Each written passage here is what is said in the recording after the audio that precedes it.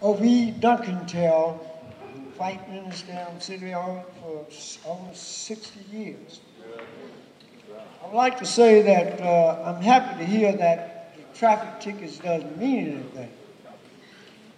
You cannot go to jail. That's right. You don't have to pay the fine. Right. See, when they told me that I couldn't get a jury trial, I got one. I told them, if you can't give me a jury trial, I'll never pay this bastard. I suggest the same thing to you. That you ignore this situation. Let's make one of the things that really got to me when I discovered part of my money was going to Arizona. That's right. The state that ignored that man right up there for a holiday till we used the Super Bowl and made him recognize Dr. King's holiday. The same state where the governor tried to humiliate the president. So I'm simply saying, I don't want a damn dime going to Arizona. Not one penny, not one dime, and all of you have to call people, organize. We organize and tell them, don't just ignore the tickets. And if you get one, let's take them to Attorney Callahan over here. He and I've been on the civil rights battlefield for a long time. He'll take care of it. Here you go. Let me ask this one question here, and I believe Randall probably can answer that. Yolanda, I know, probably answer it. But when the city attorney decides to do something, do they get permission just to do it on their own, or do these orders come from someone higher up? That's question one. Next thing, when council puts things on the agenda, do they put them on the agenda from the district council members or the council members at large, or is the agenda, who is the agenda made by? Therefore, if we could vote on this next week, then who do we need to talk to, or who do we need to hold accountable on November 8th? Third question.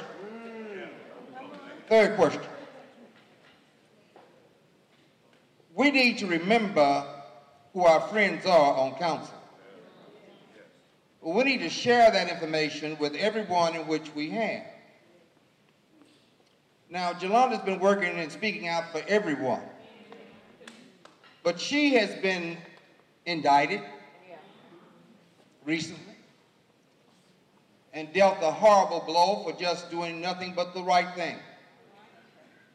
Didn't do anything wrong. But I'm asking us, this is the third question, will you all stand behind Yolanda and not let them railroad her out of office come November 8th? Those are my three questions.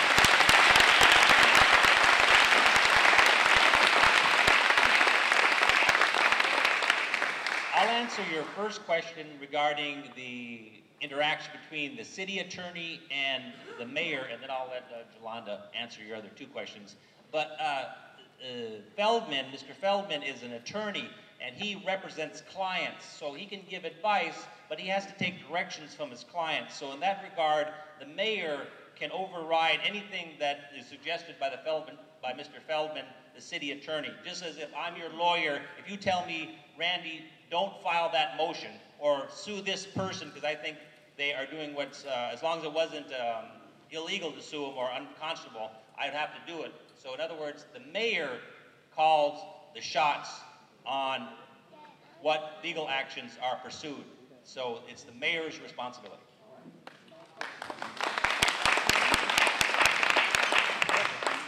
I agree with Rand.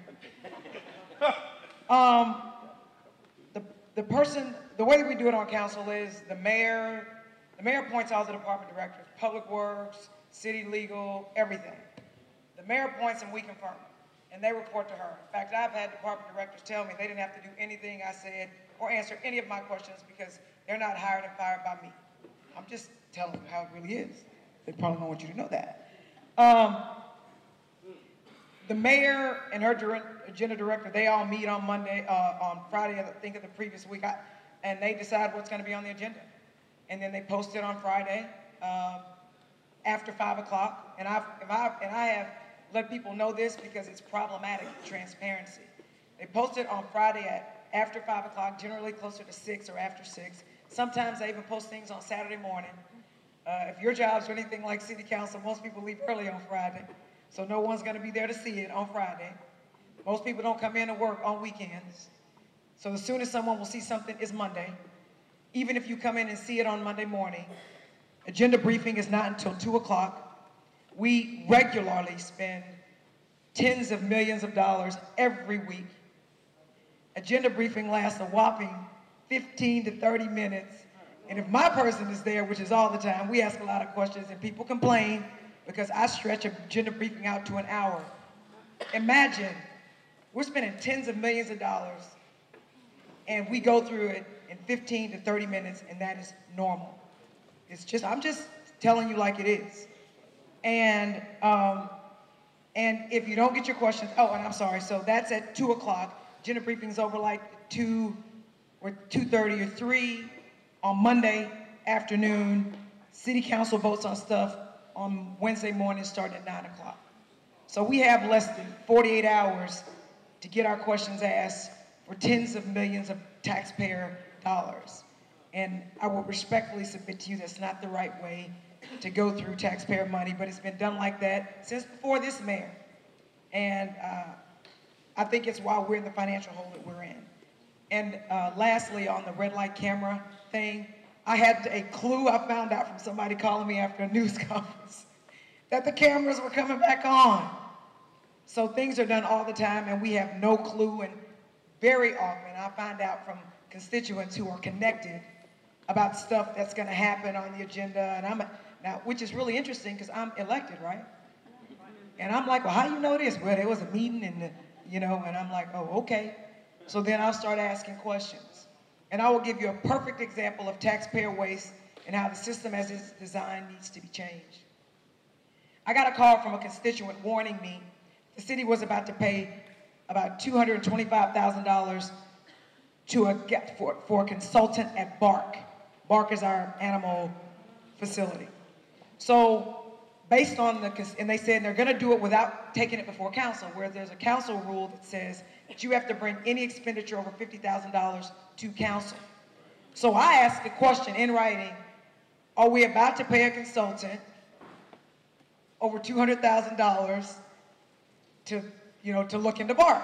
The answer came back, no. Well, what I found out was to run that, the department director agreed to pay the guy like $49,500, which technically meant that it didn't have to come to council. So I actually asked the wrong question, but I didn't know the right question to ask. So we do that all the time. And in fact, I've asked a question, how many expenditures under $50,000 have we paid, right, so that it doesn't have to come before council, where the vendor ended up getting more than $50,000? I will tell you, the city has not answered that question. That question is almost a year old. And so there are a lot of things that we do, and as a council member, you're very limited because you don't hire department directors, you don't control the information, and so you only get answers to your questions if they feel like giving them to you. So the more connected you are to the people with the information, the more likely you are to get your answers. So there are a lot of things that we need to work on. Thank you. Who's the number one person with? I'm not going to answer that, Andrew. But in any case, there are a lot of things we need to work out because I think that we're wasting taxpayer money. Thank you. Our voices have been silenced here in Houston because of our renegade government violating our petition and our wishes.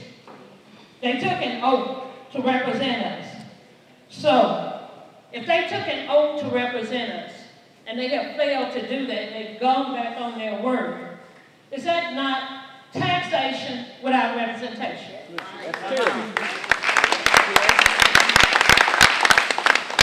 And the second part of that is, if that is taxation without representation, is that not an impeachable crime? My name is Cynthia Forms. I'm a community leader, civil rights activist.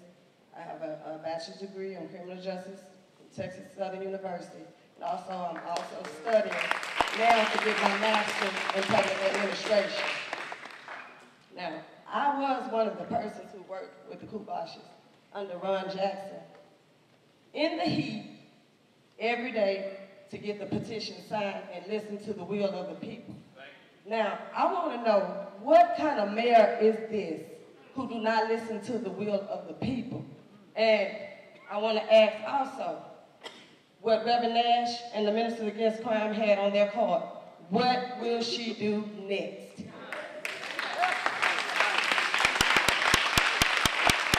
Now, we have a lot of people that's been in the community that was complaining about those red light camera tickets. And one of the issues was with Skipper Lee, with his funeral services right there on Scott Street. That light had a very bad malfunction in it. A lot of those cars went through that light with the funeral. So imagine how many tickets, how many times that light flashed. Same thing with the people who have to go out now. If they let somebody else drive their car, they have to go and dispute a red light camera ticket that do not belong to them. Now, what will she do next? That's my question. Now, what we need to do, we need to stand for this and follow up and don't fall off. What would it take to have the mayor to put, since she's responsible for getting the agenda, what would it take to get her to put this on the agenda, if anybody knows? Thank you. You've got to have her ear some kind of way, maybe if you know somebody. Although I can tell you that there have been some very rare occasions where mayors, her and even previous mayors, at least since I've been elected, when people came down, because the truth is on council, the people sitting around the horseshoe, that's what they call the dais on council, they don't want to be embarrassed. So if you were to say, like, fill up city council with a whole bunch of people, and I don't mean just black people, because this is not a black issue, right? And I don't mean just poor people, because it's not a poor people, it's a constitutional issue. And you come down there, and that is what you do, right? Because they can't control that. Now, if you reach a certain number, which I can't remember what the number is, they'll cut it to 1 minute, which generally speaking, when we come to talk, when people come to, I say we because I always pick the people, always. I pick the people and not necessarily people I'm sitting next to, because the people elected me. And that's just my philosophy on government. But it always seems like it's cut to 1 minute when people want to complain or redress government. And so if there are X number of minutes, I want to say 180 minutes is what I believe the magic number is. I'll go back and check that. And they'll cut it down to 1 minute. So have your 3 minute speech prepared. And if there's a whole bunch of you, you will be ready to say what you need to say in 1 minute. But the bottom line is the people's voices were not heard. They just flat out disrespected. And I was never given an opportunity to weigh in on whether I thought the lights should be turned on. I didn't know that they were turned on until the decision had already, in fact, the public knew before me. That's scary if you think about it, because I'm elected as well, right? That is just flat out scary. So I don't think we should let this issue die, right? I voted against the drainage fee. I know we need to fix our infrastructure, but I didn't think that things were spelled out, and I think it's coming to fruition that all the stuff that I was concerned about is happening. It's not $5 like people hoodwink and bamboozled us, told us. But apart from that, when that vote passed, I figured out a way to make it work because I respect the will of the people, right? And we need to do something. And I actually would respectfully suggest that we have something like this on the far north side for the gentleman who had to drive here, because a lot of people can't afford to come here, right? And this just is not a Southeast issue. This is a citywide issue. You don't get 53% of the vote by focusing on one part of the city. Right. And I think that the more people hear about what's going on, the more you will be able to get traction with more than just the core group. Thank you.